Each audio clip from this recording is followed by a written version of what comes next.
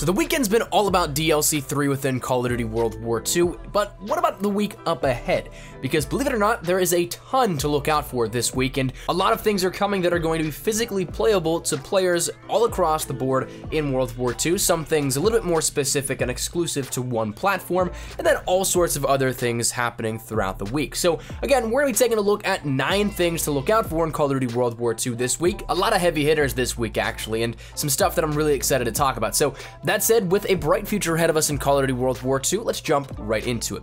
So the first thing I want to talk about today with you guys is that of the Attack of the Undead event ending. That's something that this is the last day today. As of you watching this, and potentially if you are not catching this as soon as it goes live, it might be something that it either already passed or you have very limited time left to do so in playing in the Attack of the Undead event. That's going to go offline at 10 a.m. Pacific Standard Time, at 1 p.m. Eastern Standard Time, and I believe 6 p.m. GMT for those guys in the UK. But that's something that the entire event will lock up. It was a ton of fun. Hopefully you guys enjoyed the time that we had with it, the game modes, the collections, the uniforms, all that kind of stuff that came along with it. I know that I really enjoyed it. That kind of crossover between multiplayer and zombies is a little crazy and quirky, but it worked out very well and I had a ton of fun. So that said, I'm gonna miss it, but it is something that other things like collections, those are gonna lock up. So for those of you guys that don't have maybe say one of the specific weapons of those 4 collections for Attack of the Undead, make sure you do that. Make sure you use those undead bribes that you've been saving up so that you can end up getting those last pieces to the collections if you want one of those higher tier rewards, because after the event ends,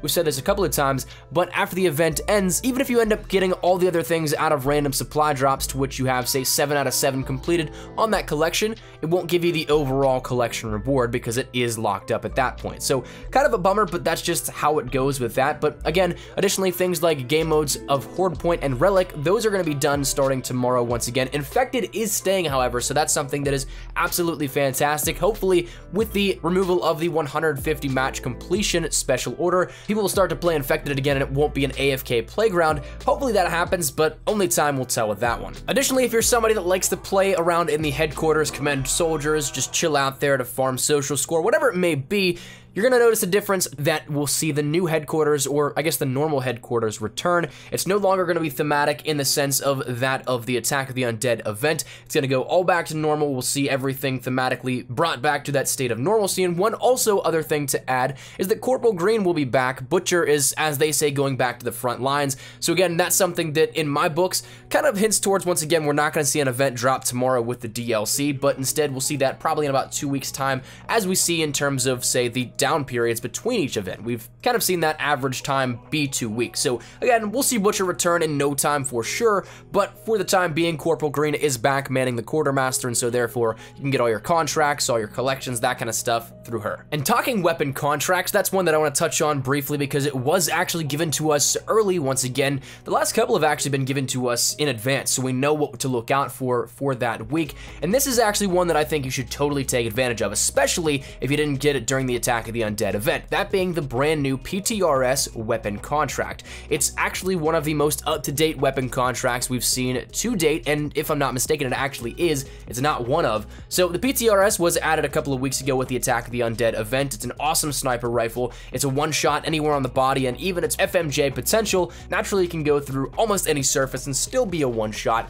although there are those cases where, of course, you will see the hit markers happen, and that was one that I came in contact with a little bit when debuting that, actually, when the event started. But regardless, the PTRS is absolutely fantastic. The only thing that we don't know for this weapon contract is what it will entail. My guess is probably, of course, right around that 4,000, 5,000 armory credits we normally see, maybe a couple of multi-kills, headshots with snipers, and probably about an hour to an hour and a half time frame like we normally see. So again, it's going to be relatively simple to get this. You're just going to have to pay a substantial or hefty amount of armory credits for it. But again, it's an awesome weapon, and one that out of the whole offering of DLC weapons, it's probably one of my favorites that we've gotten to date. So definitely go for that. That's going to start tomorrow at 10 a.m. Pacific Standard Time when the weekly and daily orders refresh, as well as the contract. So that said, keep your eye out for that one. But after that, we'll also see a new update going live. As it stands right now, as of recording this, it actually just went live, so there is going to be a lot we're going to be detailing tomorrow, which we don't know exactly if there's some hidden stuff just yet, so that's why I'm holding off on making a video detailing everything the update changed,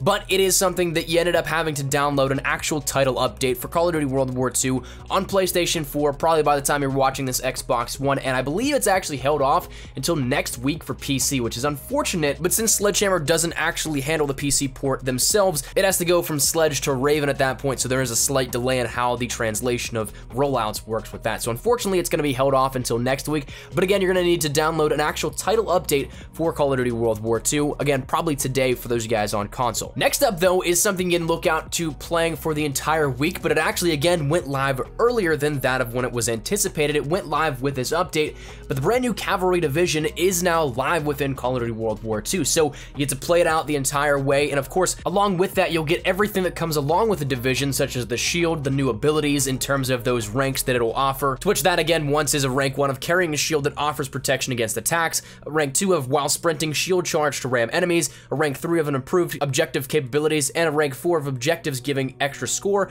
and 2 assists equaling a kill, so essentially Hardline Pro from previous Call of Duty titles. Along with that, you'll also get a new weapon, that being the ZK383, which is available upon prestiging the division, so you don't get it immediately, but it shouldn't take all that long, and you also get, upon prestiging, the Specialist Basic Training. So one thing that I will say in terms of that, if you want to get those immediately, make sure you jump on within the next, I don't know, 12 hours or so of when watching this, so that you have the ability to take advantage of the triple double that is available within the Undead playlists right now until tomorrow before they go away. So if you play, say, Horde Point or Relic of the Undead, you'll have double Division XP, which will help you rank that up incredibly fast. You can probably do that in just a couple of matches time, and so therefore you'll be able to obtain that new weapon and that new basic training as soon as possible. So that said, do that as soon as you can, because again, it's only available for the next couple of hours before the event goes offline. But the new division is live now, and of course we'll have all week and all throughout the rest of the lifespan of Call of Duty World War II to play around with it.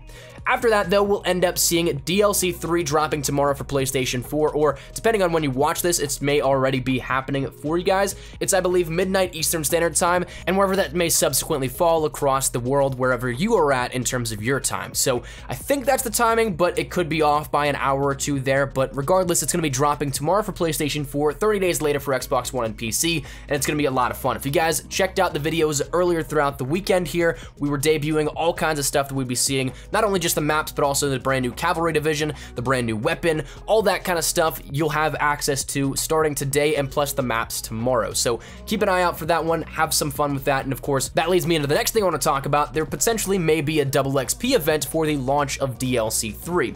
Now, we've seen this happen a couple of times already within Call of Duty World War II, and I'm not expecting it to be across the board in every single playlist, but I am expecting it to be in the mosh pits for the new DLC itself. And now, where this kind of has a little schism and a breakdown is that PlayStation 4 will probably get this, and then where it will sort of neglect Xbox One and PC users immediately, 30 days later, whenever the DLC launches for those two platforms, that's when PlayStation 4 won't have those double XP playlists, and we'll see that only in the Xbox One and PC playlist for the DLC also. So in that sense, it kind of evens out over time, but immediately there might be a little bit of a breakaway between one platform getting double XP and one not necessarily getting double XP. But that's all based off a theory. We don't know that for sure. Just keep an eye out for that, because it may drop tomorrow with that DLC. The next thing I want to mention is kind of speculative, but we talked a little bit about it in the blog post update on Friday, that video. We talked about the mention of Prestige Master rewards potentially being something we see very soon. And I say that not because Sledgehammer said it, but because they mentioned it at all. We talk about this in the reasoning as of a couple of weeks ago. They said, yes, we know we still have some stuff we're working on in terms of Master Prestige rewards, but here in the meantime, we have 300 armory credits per 4 hours for that mail station that you can get instead of the 200 you normally see. That was something that was there. People wanted a little bit more, but again, over the past couple of weeks, it kind of died down, and not many people were necessarily talking about it in terms of how grand it was of a discussion previously. So in that sense, it's kind of like let sleeping dogs lie. But why bring it up when there's not really any need to unless you're going to be bringing it out sometime soon. So my guess is maybe we end up seeing it addressed again in this week's blog post, or maybe even dropped tomorrow in some capacity whenever the DLC goes live, so that it's a timed event that we see starting tomorrow. But again, I don't know particularly, because we ended up seeing that update go live earlier than we normally thought, but we haven't seen anything just yet, so I guess it's kind of like, again, maybe look out for it, but we don't have that confirmed.